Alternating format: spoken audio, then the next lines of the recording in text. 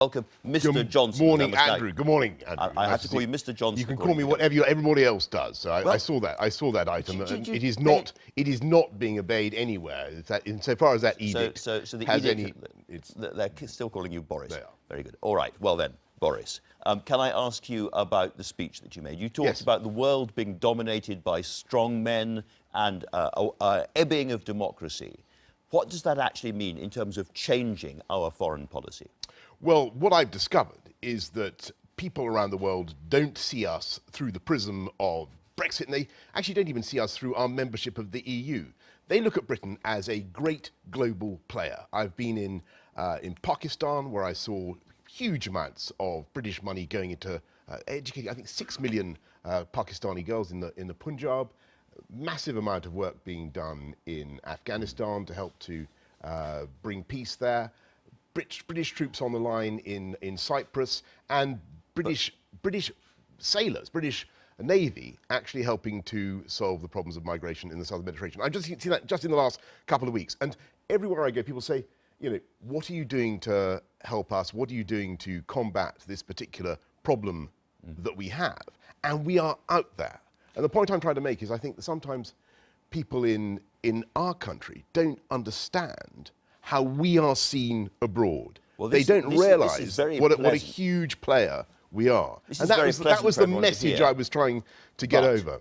But when it comes to, for instance, strong men around the world, we're not actually doing very much, are we? When it comes to Aleppo and Putin, we're dancing around on the sides, wringing our hands, and doing very little. I saw what Peter Hitchens had to say. I saw the conversation with Christina about that. Honestly, I really think there's a mistake to think that whatever happens in Aleppo and other areas of rebel-held Syria could amount to a victory for Assad or for Putin. He does seem to be on the edge of winning, doesn't he? Well, winning. Let's just look at that idea, winning. I mean, what is he taking back control of the city, having his soldiers and the Russians in control? Sure, but over the last 5 years or more, you have seen 400,000 people killed, and the vast majority of them have lost their lives at the hands of the regime. It is impossible to imagine that the people of Syria, millions of them, are going to be reconciled to an Assad-led government. I'm not saying it's an attractive result. I'm just saying after this civil war, it may be the end of the war, it may be a result, and in brutal realpolitik terms, maybe it's better that the war ends, even as it were, with the wrong guys winning. Well, let me just go back to that. They won't win in the sense that they've sowed the dragon's teeth of radicalization and retaliation and revenge. There are millions of Syrians who won't accept that outcome, who will continue to fight on. So the best outcome is for President Putin and the puppets that he supports, for them to get to the negotiating table and do a deal that transitions, that moves Syria away from the Assad regime. In the end, there can only be a political solution. That's what we're saying in the UK government. And I think that is right. I really I would take issue with your concept of winning. And what the UK is doing is to continue to put pressure. Not much. He doesn't look like a man who's in pressure. Well, if you look at what's happening to the Russian economy, it's not in particularly good shape. It's been shrinking. That's partly because of the oil price, but also because of the sanctions that are in place now. But he's got the US president with him now, of course. It's Britain that has been in the forefront of applying that ligature of sanctions, and we continue to do so. So all I'm saying, Andrew, is don't underestimate what we are doing. Are you worried about Donald Trump's friendship and admiration for Putin? As I've said before, I think it's very important to be as positive as we possibly can about our relations with the administration to be. And actually, so far, the contacts have been extremely productive. I know the Prime Minister has had two very interested, but not quite an answer to what I ask you. Are you worried about the friendship with Putin? Well, the answer is no, because I don't believe that in the end that will significantly affect certainly our relations with Washington. And I think it will. That's clear. What we will see is I think an understanding by the US administration that the scene there in the Middle East is very complex. You've got Iran, you've got Russia, you've got a Congress in America that is actually, certainly on the Republican side, very skeptical, to put it mildly, about both Russia and Iran. And so I think there will be a confluence of thinking about that. It's complicated. And don't forget, the relationship between the UK and the US is the paramount political fact of the last 100 years. It was indispensable. Let's not go through 100 years. Yeah, but it was. No, I agree with that. I'll give you that. I'll give you that. Thank I you. just want to carry on with the complicated Middle East situation. Yes. And you've expressed a lot of moral outrage about the way the Russians and Assad's regime have behaved. But I put it to you, there's another war going on in the Yemen, away from the cameras, where thousands of people have been killed. There have been bombings of weddings and funerals. Millions of people have been displaced and are extremely hungry. There's the starvation theory there. And that is being caused by British jets with help from British advisors flown by the Saudi government. Well, and we should be ashamed of what we're doing there. I think, again, with great respect, Andrew, the war has not been caused by British jets at all. No, but it's been prosecuted by them. I think that was what you said. What the war has been caused by the illegal takeover by the Houthi militias of the government in Yemen. That's what happened, and there's a campaign that is supported. Civil war. There is a campaign that is supported by the Arab League, by a vast coalition and supported by the UN to move the Houthis out of Sana'a and to restore the legitimate government. Now, where you are right is that there are certainly very difficult questions that we have to address about the use of UK munitions and UK technology in that area. So far, I've got to be very clear about this because everybody's heard this a lot of times, but it is very important. So far, we do not believe that there has been a clear risk of breach of international humanitarian law in respect of the use of those weapons. The UN panel has said there's been 191 violations of human rights in those attacks, and we're talking about British Brimstone missiles, Typhoon jets, and British help in targeting. And some of that targeting has gone horribly wrong. Yes, I must correct you about the British help in targeting. The UK is supportive of Saudi Arabia, and we have a long-standing partnership and alliance with Saudi Arabia. But please be in no doubt. We are not engaged in the command and control systems of the operation, and we are. You're asking a very important question because we are very concerned about what is happening, and we have raised our concerns repeatedly with the Saudis. But you have to look at the thing in the round, and you have to understand that the Houthis and their supporters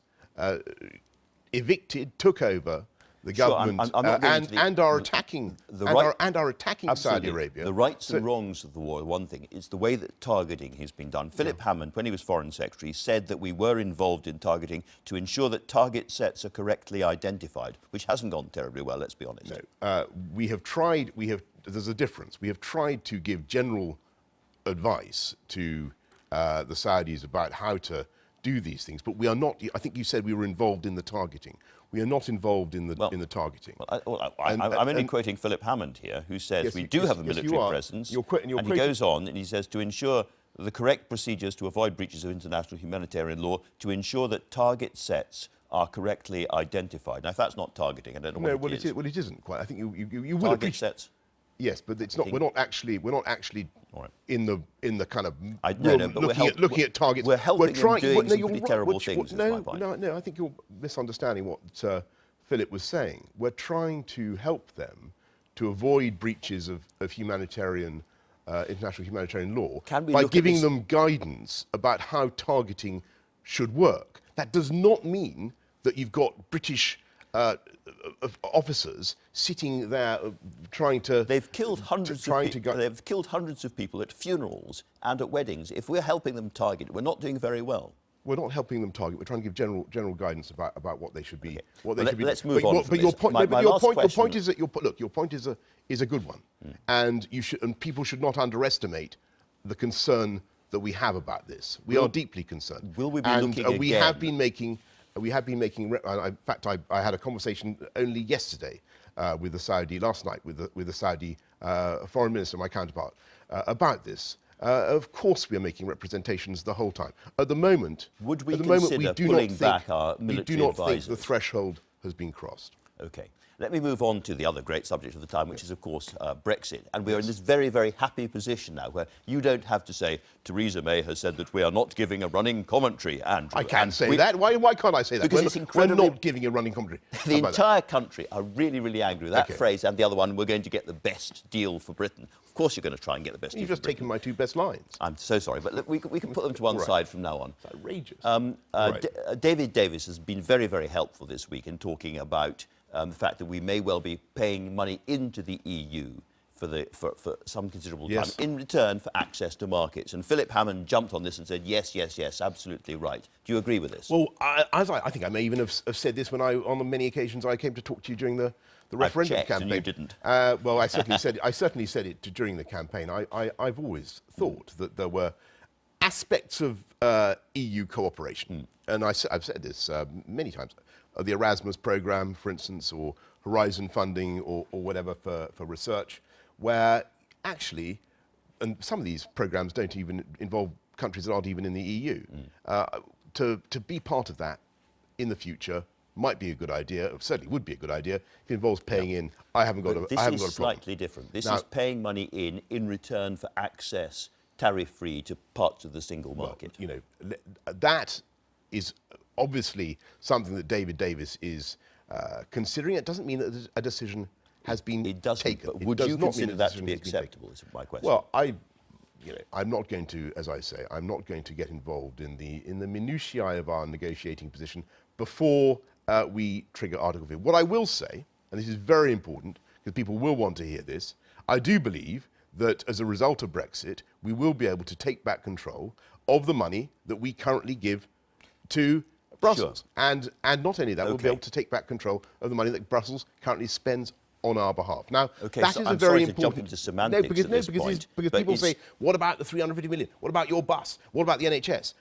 They do. And they're right to raise it. But the crucial thing to understand is that very large sums of money will be coming back to this country, which will be capable of being spent on priorities such as the NHS. But that will be one of the outcomes of Brexit. But if very large sums of money are now also going into the EU in order to buy ourselves access to this... That is a speculation. It's a speculation made by the minister in charge of Brexit in public to the CBI. You know, it's not exactly an obscure leak. It's quite a big thing. And that a lot of people will be watching and think, hold on a second, after Brexit, are we going to be paying large amounts of money to the EU in return for access to markets? I've given you an indication of the kind of payments that I think might be sensible. So small, not large. I see my own views. I see no reason why those payments should be large. And as I say, I do see a big opportunity for us to take the money that we're getting back and spend it on other priorities. One way around this, which has been suggested, is that the money could come from our current aid budget, therefore leaving the money coming back into the NHS and all the rest of it. That seems to a lot of people a bit bonkers. Well, I'm just trying to be helpful. You're trying to anticipate, if I may say so, the negotiating position that we're going to have. And I think that we're very clear, and the Prime Minister has been very clear about what we're trying to do. Brexit gives us a chance to take back control of our borders, to take back control of quite large sums of money, not to be run by the European Court. Yeah. So not to have EU law in this country, and fourthly, to be able to do free trade deals. Now, within those four ideas is a wealth of information. Sure. That is all you need to know, I think, to understand the very exciting agenda that the Prime Minister has. Except that, for Brexit. Luckily, we are getting a little bit more information at the moment. And again, David Davis has said to the CBI, talking about all of those companies who are worried about not having enough labour to carry on doing what they want to do, people picking lettuces and working in supermarkets and care homes and all the rest of it. He said, we are not going to disadvantage British business. Whatever deal we do will allow people to keep coming into this country. Again, is that a fair thing for him to say? Do you agree I think that is reasonable, and but I've always, I think I certainly have said before on your show that I'm in favour of. I don't think, as I said in my speech on Friday, you're in favour of migration, but also control. Yeah, Brexit must not mean Britain becoming closed in on itself. And what I was trying to get at is that we are a dynamic global economy, open to the world. Sure. We now have the chance, and Theresa has been absolutely clear about this. We now have the chance to be the world's leading campaigners and agitators for free trade at a time when global free trade is no longer growing as fast as and it's under threat from your friend Donald Trump and others. I don't think that it's necessarily under threat from the United States. I think that the United States can become, again, a great champion of free trade in the way that it needs to be. But there are pressures around the world. There are people who want to haul up the drawbridge, and we've got to fight against that. That is the way to global growth. But to be absolutely clear, as one of the key voices behind the Leave campaign, the promise is control. The British government decides how many people come in. The promise is not we're going to stop people coming in large numbers. Well, for what it's worth, my own personal view is I think that last year the 330,000 net was very high, too high. You've got to have a system of control that allows you to get down below that, and so I would be in favour of a reduction. But you can still have a very open and dynamic economy with immigration running at a reasonable level. That's what we want to see. George Osborne said a very interesting thing, I thought, last week. He said, the trouble with politics is that we make promises, we make mistakes, and then we have to stick by them year after year after year ad nauseam. And I would put it to you, Boris Johnson, that the promise to get immigration down to tens of thousands was a mistake made by David Cameron. And we look at the numbers outside the EU and inside the EU, and we all know, you know, I know, everybody watching knows that it's a nonsense, and it is time to bury this. Well, and forget about it. What I've always argued is that the crucial thing about immigration is to build public consent for what is happening, and I think it's only by taking back control that you can do that, and it's only by taking back control you can get the numbers down at all, and then you have to go to people and say, look, you've got to understand, there is a sense in which the sheer desire of the world to come to this country, high-skilled workers, is a massive compliment and tribute to the UK economy. But really, tens of thousands? And that is the case that I have made a pretty I think you would agree, throughout my time as when I was mayor of London, and consistently throughout the referendum campaign. But you wouldn't choose to stick to tens of thousands, would you? It is, the pledge has been made to get immigration down, and the only way you can do that, Theresa has rightly said, the only way you can do that is by taking back control. Now, you've had a lot of stuff in the papers, again today, people briefing against you over your views on immigration and elsewhere, and a lot of jokes and stuff made about the way you tell jokes. Can I put it to you, again, in this new spirit of openness and honesty and candour and fair play, that... is that a new development on this show? It's always been on this show. It's spreading around the rest of the country. I see, right. I hope. Nonetheless, you have been out there, you've said quite fruity things about Prosecco and small spherical objects and so forth. Can I put it to you that the Boris Johnson sense of humour doesn't necessarily translate into other languages, and that perhaps you have to rein it in a bit? No, on the contrary, I think what people appreciate, I mean, my own view, as people have pointed out all too often, if you take things absolutely literally, then there are very few parts of the world or leaders that I have not in one time accidentally offended or insulted. And so my whole life, if you took it all that seriously, would be a sort of endless itinerary of apology and penitence. Seriously, but seriously, what I find is that people do appreciate frankness, and they do appreciate people saying what they think as much as possible. And what I have genuinely found in the last few months is that the mood in amongst our European friends, primarily, but also in the rest of the world, who are all a bit startled by Brexit to begin with. Yes. The mood has really changed, and they are starting to see the positive possibilities. So when you go So around, they're not going to punish us. They're not in a kind of angry mood. I think less And and you're less. not making them angry. Less and less. I think a certain amount of plaster did come off the ceiling immediately after the Brexit vote, and you did see some quite intemperate language from some of our friends in the rest of the EU. That has definitely gone. I think what the EU wants to achieve is a partnership, and I think that beneath it all, and there'll be more Sturm und Drang between now and the end of the negotiations, and it may get pretty hairy at times, and there may be some difficult bits, but beneath it all there is a massive fondness for the UK and a desire to do the best possible deal. They understand We'll that we talk had more long-standing problems. They now want a new partnership.